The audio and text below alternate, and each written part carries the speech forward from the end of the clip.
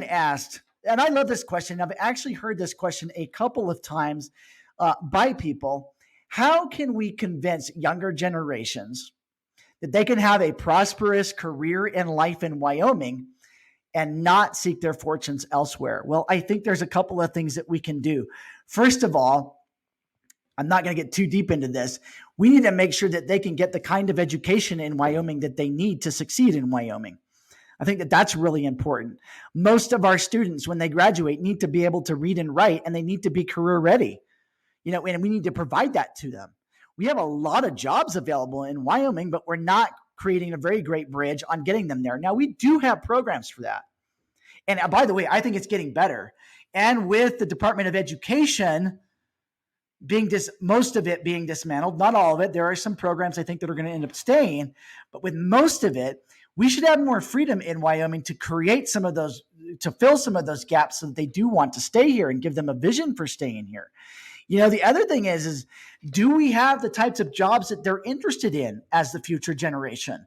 And I would say this, and I know people have mixed feelings about this with the data centers and the nuclear power plant and some of these other opportunities that we have coming to Wyoming. Some of these jobs may be great jobs for Wyoming kids that are growing up.